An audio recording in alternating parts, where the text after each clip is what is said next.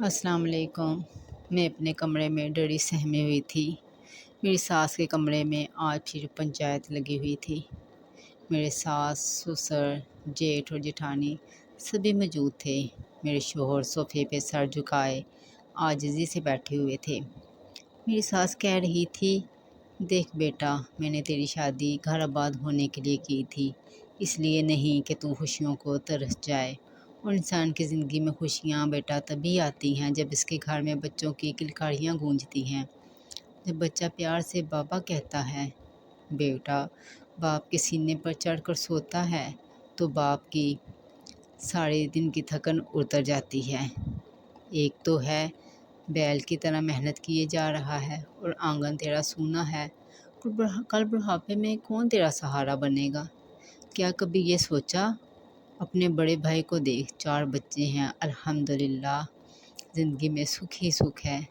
जब जब अल्लाह ने बच्चे दिए हैं, बच्चों के नसीब से तेरे भाई का रिस्क भी बढ़ा है। और तू खुद को देख, बस एक सूखी बकरी को पाले जा रहा है। मेरे शोहर बोले, अम्मा कुछ तो ख्याल करें, शगुफ्ता ने सुन लिया तो क्या सोचेगी? मेरी सास ने जवाब दिया, मुझे इससे कोई गर्ज नहीं कि वो क्या सोचती है। तेरी शादी को 7 साल हो गए हैं। कोई डॉक्टर तूने छोड़ा है जिससे इलाज ना कराया हो, जिसके पास चेकअप के लिए ना गए हों? तेरी शादी को 5 साल हुए थे, मैंने तो तभी ही कह दिया था कि या तो औलाद होगी नहीं या 15-20 साल के बाद किसी मौजूदे से होगी। ये 2 साल भी हैं, तेरे कहने पे खामोश रही, मगर पुत्र अब 7 साल गुजर गए हैं। औलाद के लिए बंदा क्या क्या जतन नहीं करता। तो अगर दूसरी शादी कर लेगा तो कौन सी क़यामत आ जाएगी? फिर वो मेरे ससुर से मुखातब होकर बोली, शर्जील के अब्बा, आप क्यों खामोश बैठे हैं? कुछ कहते क्यों नहीं? मेरे ससुर ने बीवी की तायद करते हुए कहा, देखो बेटा, मेरा ख्याल है तुम्हारी माँ ठीक कह रही है। मेरी सास ने कहा, बस जो मैंने कह दिया वही फ़ाइनल है, फ़ैसला हो चुका। मैं आज ही अपनी बहन से बात करती हूँ। कि ये सुनकर मेरे शोहर खड़े हो गए और बोले, अम्मा आपको क्या जल्दी है? क्यों आप हथेली पर सरसों जमाना चाहती हैं?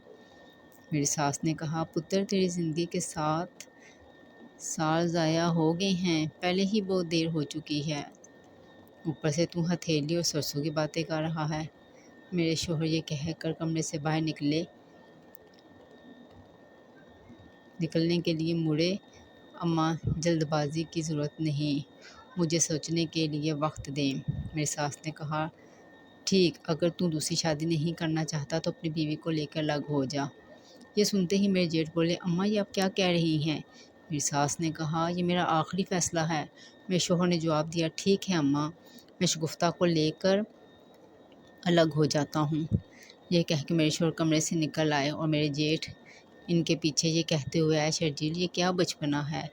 लेकिन मेरी सास ने बेटे को रोक दिया, रुक जाओ मोहसन, इसने फ़ैसला कर लिया है तो इसे जाने दो। मेरे शोहर कमरे में आए और दरवाजे के साथ लगी खड़ी में आंसू बहा रही थी। शर्जील ने ड्रेसिंग टेबल पर पड़ी अपनी बाइक की चाबी उठाई, मुझ पर नज़र भर के देखा जैसे कुछ कहना चाह रही हूँ, लेकिन कुछ कहे बगैर ही वो कमरे से निकल गई। मेरी सास ने बिल्कुल मुझसे मुंह फेर लिया था। वो ये समझती थी कि मैंने इनसे इनका बेटा छीन लिया है, जबकि ऐसा नहीं था। शर्जील इसलिए मेरी कदर करते थे कि मैं इनके मुँह से निकले हुए अल्फाज को हमेशा अपने पलकों पर रखती और इनकी हर जायज़ बात को मानना अपना फ़र्ज़ औलेन समझती थी। औलाद के हवाले से मेरी सास की सारी बातें ठीक थीं, मगर मुझे दुख ये था कि औलाद के लिए मेरी तरफ मेरी सास कभी ना देख सकी, क्योंकि वो अक्सर ये बात कहती कि मुझे तो फ़िक्र ही नहीं है कि औलाद हो या ना हो। मेरी सास की जली कुटी बातें रोज़ाना मेरे दिल पर गहरे ज़ख्म लगाती, मगर मैंने कभी अपनी सास को पलट कर जवाब न दिया था। चंद दिन घर में बिल्कुल खामोशी रही, बिला ज़रूरत कोई किसी से बात ना करता। ऐसा लग रहा था जैसे सब ही एक दूसरे से नाराज़ हैं। मेरी सास ने मुझे किचन में आने और घर के किसी काम को हाथ लगाने से मना कर दिया। मैं सारा दिन किसी फालतू सामान की तरह अपने कमरे में पड़ी रहती। मेरे हिस्से का खाना मेरी जेठानी कमरे में ही पहुंचा देती। न जाने ऐसा कब तक चलने वाला था। एकदम मेरे शोहर इस दिन के बाद से घर से सारा दिन गायब रहने लगे। راتوں کو بھی کافی دیر سے گھر آتے اور کھانا کھا کر خاموشی سے سو جاتے۔ ان کی پریشانی ان کے چہرے پر لکھی ہوئی تھی، اس لیے مجھے ان سے کبھی کچھ پوچھنے کی ضرورت نہ ہوئی، نہ ہی ہمت ہوئی۔ اس طرح ایک ہفتہ گزر گیا۔ ایک دن میرے شوہر ڈیوٹی سے جلدی گھر آئے اور مجھے کہنے لگے، شگفتہ اپنے سامان کی پیکنگ کر لو، کئی دن کی تلاش کے بعد مجھے بہت اچھا مکان کرائے پہ مل گیا ہے۔ پچھلے ایک ہفتے سے میرے شوہر ڈیوٹی سے مکان کی تلاش میں مارے مارے پھر رہے تھے اور اس لیے وہ گھر بھی لیٹ آ رہے تھے۔ یہ خبر گھر والوں تک پہنچی تو گھر میں پہلے ہی سناٹا چھایا ہوا تھا، مزید سناٹا چھا گیا۔ میری ساس بیٹے سے کوئی بات کرنے کے لیے تیار نہ تھی، جبکہ میرے سسر نے بیٹے سے اپنا ارادہ بدلنے کے لیے کہا، مگر میرے شوہر نے کہا، ابو میرا خیال ہے کچھ وقت کے لیے فاصلہ کر لیں تاکہ غلط فہمیاں ختم ہو سکیں۔ میری ساس کے آنسو گر رہے تھے۔ وہ بولی، خیال رکھنا بیٹا، کہیں یہ فاصلے مزید نہ بڑھ جائیں۔ شرجیل ماں کے قدموں میں بیٹھ کر بولے، اماں ہمارے لیے تو آپ ہی سب کچھ ہے، میں آپ سے بالکل ناراض نہیں ہوں، میں تو بس ہم سب کو کچھ وقت دینا چاہتا ہوں۔ میری ساس نے آنسو صاف کرتے ہوئے کہا، ٹھیک ہے، تمہیں یہی بہتر لگتا ہے تو تم جاؤ، تمہیں کوئی نہیں روکے گا، خود ہی سارے فیصلے کر دے گا۔ شرجیل نے ماں جی کے پاؤں چومے اور گاڑی منگوا لی۔ گھر والوں سے اجازت لے کر ہم اپنی زندگی کے نئے سفر کے لیے نکلے۔ بس میری ساس مجھ سے سخت ناراض تھی۔